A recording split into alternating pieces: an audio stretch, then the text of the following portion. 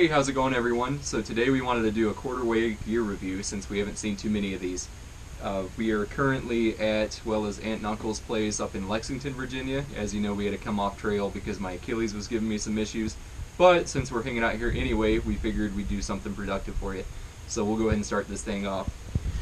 So I've got it organized by clothing. We've got the sleep system there, trekking poles, and then miscellaneous that falls into technology, hygiene, and general accessories. And then here we've got the food setup, and to the left we've got the footwear. So that's just a general overview, and we'll go ahead and get into the individual things.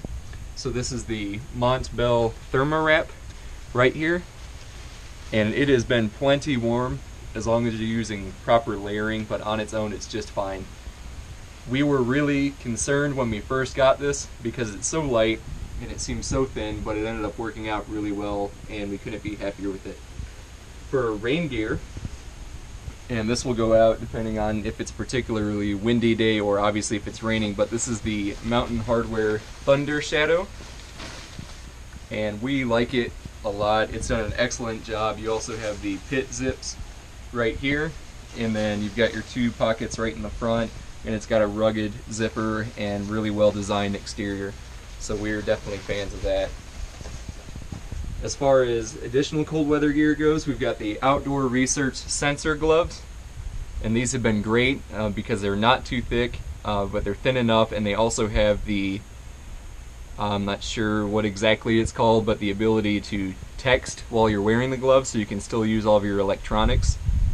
We have the Peckham Fleece Marine, just general watch, well not watch cap, but cap here. It's really nice, fleece, super ultralight, and it also is very warm.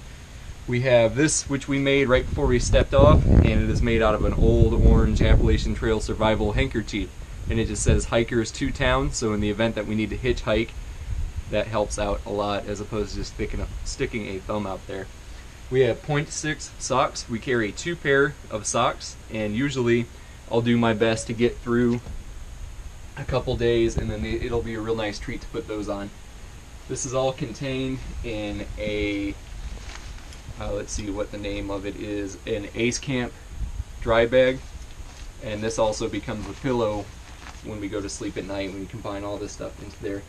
Just everyday wear, we've got my hat, and then also a, let's see, Pro Trek watch. That's very nice. It tells the elevation, and I also like having time just to kind of judge my pace.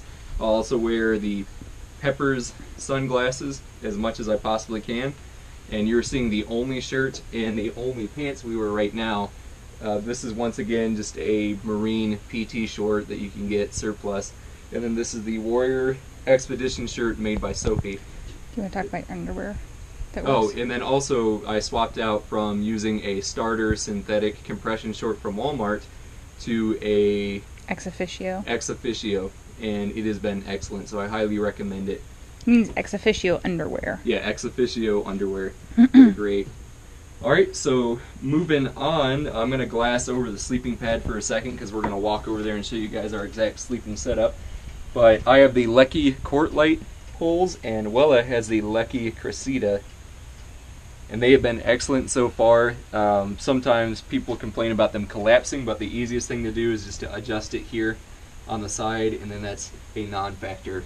As far as accessories and hygiene goes, we have the wallet here, which has 2 forms of ID, a debit card and a credit card in there, as well as some small cash. We have the headlamp. This is the Petzl Tactica. It is plenty bright. I believe it's got 3 adjustment modes. Just some regular iPhone headphones for hanging out at night. Obviously some baby wipes. We have a pen, which has come in handy for just random times when you need it. We have a jet lighter here, which is pretty impressive with how well it works. However, I've used this twice on this through hike, and neither time was by me. But that's just one of those items that we're unwilling to go without just in case you get into a bad situation. We have foam earplugs that are just kind of tied together. That's convenient, so once they pop out over the night, you don't have to go looking for them. They're right there. Cell phone, obviously. Water filtration is the standard Sawyer squeeze. And what we have done is taken a smart water bottle cap off the 1 liter and put it on there. So one thing that keeps it relatively clean on the top, and then also it gives you the option to back flush the filter as we had shown you, as opposed to carrying around that silly little syringe that comes with the Sawyer. Alright, and now moving on to strictly hygiene. So for me, I carry ibuprofen and Imodium in here. The Imodium was excellent when we had the food poisoning episode. It did its job. The ibuprofen, obviously, as pain arises, you take care of it. We also carry Benadryl in the event someone has an allergic reaction. Foot powder has helped this hike out immensely for me to just keep everything from chafing. I've got contacts. I actually wear contacts out here, which is a lot of people have mixed feelings on, but they've been working out for me because of our system, which promotes hygiene. Each night we'll wash our hands with this Pure Castile soap by Dr. Bronner's, and that gives us an opportunity to reduce the germs and potential for sickness. And additionally, I'm able to put the contacts in here in a very sterile, well, as sterile as you can possibly get out here. I haven't had any issues whatsoever. Then obviously the contacts right below that, and then I keep the standard glasses in the event that the contacts don't work out, and a bubble wrap, which has worked out excellent. So moving on, we've got blister band-aids and standard band-aids. As you can see, floss, toothpaste, toothbrush, and then cortisone for any kind of sunburn, bug bites, things like that. It helps out exponentially. So a little bit more on the electronics. We carry a single wall charger, but it has two USB ports there at the bottom, and then obviously we have two USB cords. That way we can do more than one device at once. We have our Anchor Core Third charger, which is at 10,000 milliamps, and we haven't even tapped this thing the entire time we've been out here. It's been great. Alright, so I think that wraps up everything here. We're going to go ahead and transition over to the sleep stuff. You don't have to see beep. Alright, so here's our sleeping system. We have the Big Agnes Spike Lake 15-degree bag, which has been plenty warm. Underneath it, we have the Climate Static V insulated pad, which has been exceptionally comfortable and well worth it for the weight. Another thing that we like to do with this is we have the Cocoon Silk Sleeping Bag Liner. And what that does is add a couple degrees of warmth, but most importantly, it'll keep all the debris and nastiness out of these sleeping bags, which means a more comfortable and warmer night for you in the end. That is it for the sleep system, and we're going to step over and show you guys the tent. Hi, Melvin. Hi. Alright, so the cat's going to help us with this one. As you can see, that's Melvin, one of our kitties here. So we have the Big Agnes Fly Creek UL2 tent, which has been great. A lot of people had a lot of concerns whether it would be enough room for us or not, but it's worked out perfectly. We've already showed you guys this in a previous video, but the biggest thing we wanted to show you today was how we staked it down. And this was a method that we had gotten from Mama Goose, a thru hiker that's done over 3,000 miles. So if you could come up just a little closer and we'll show them perfectly. Over 12,000. Oh, over 12, on quite a bit of mileage. So what she advised that we do is when we're setting this up, obviously you stake in the tent proper first, and then you're working on the fly. And the fly is very important to get up properly because that's going to determine whether you get wet or not. So what she advised, and we thought the tent was going to rip at first, was you just kind of grab, thank you, Melvin.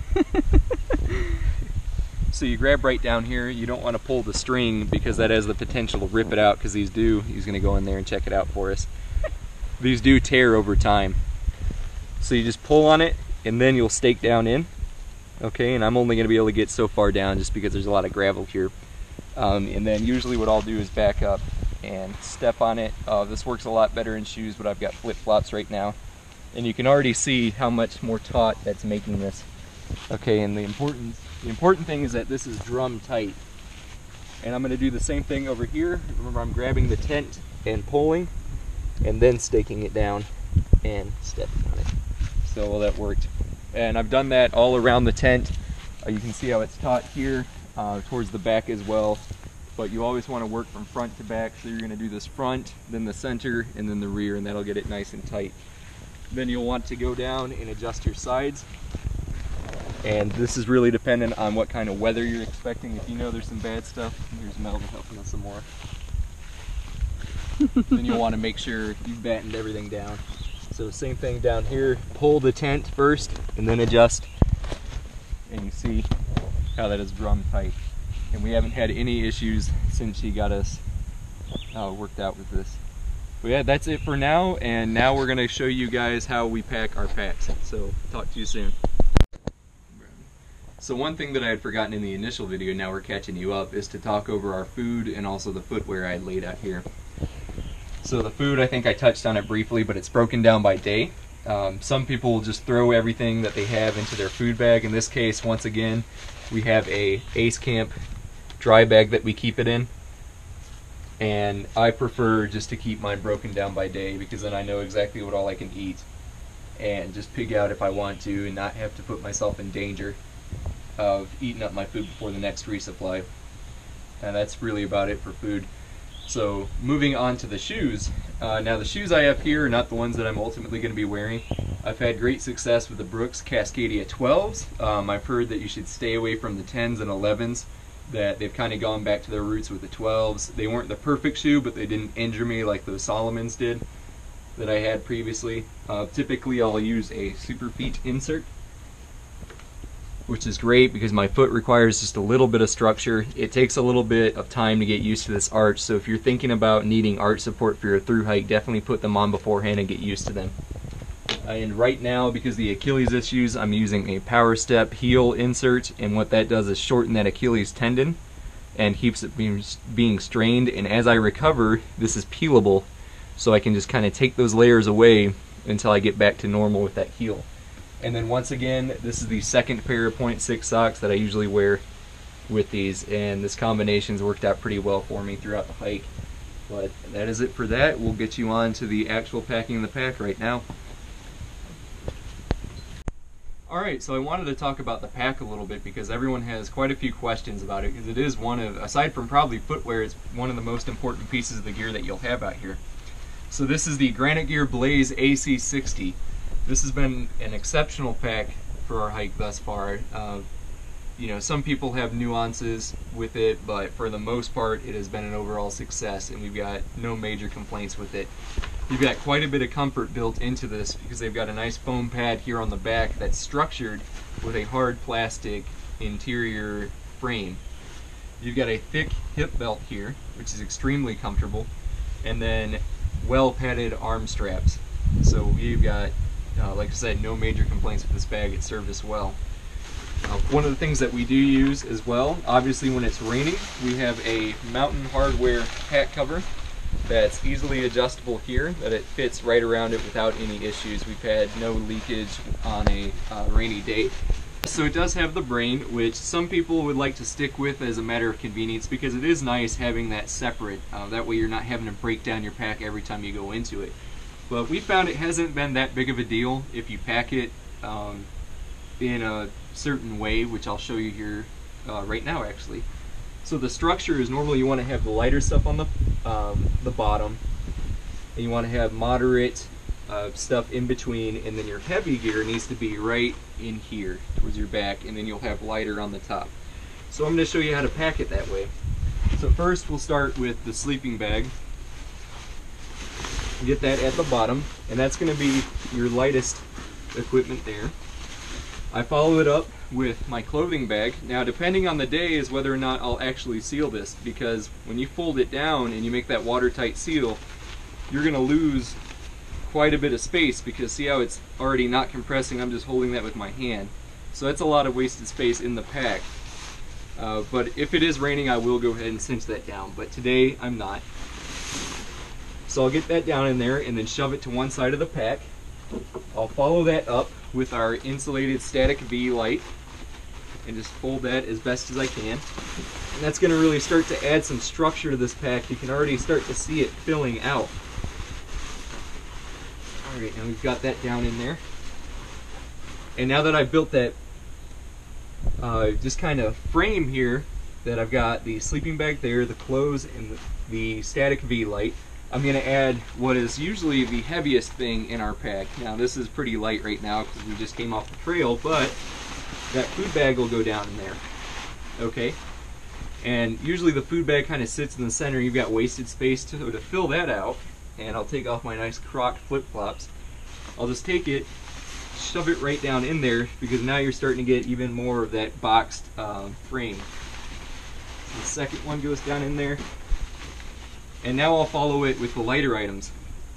So we've got the electronics bag, which I'll just kind of get in there in no real particular order, just because all these things are so close in weight.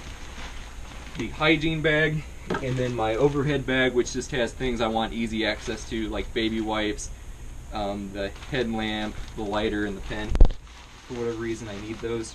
And then usually also do a second bag with just all the snacks for the day, because as you saw, that food bag is kind of in the center and it can be a pain in the butt to get to.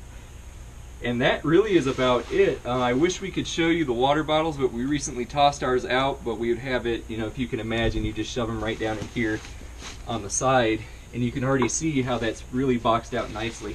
Where do you put your tent and your poles? Okay, so the tent and the poles, you know what, we're gonna take a second and get those in there for you guys, so I'll be right back. Alright, so we have everything packed up, and usually the last thing to go in is the tent. Now the order that you place this in can save you a lot of time for just setting up.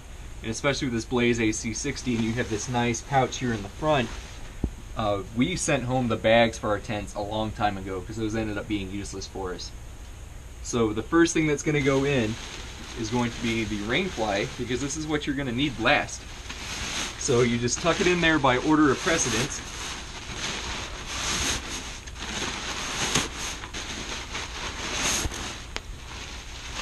Alright. So we've got the fly in there, and then next is going to be your actual body of the tent, because this will be one of the very first things to come out.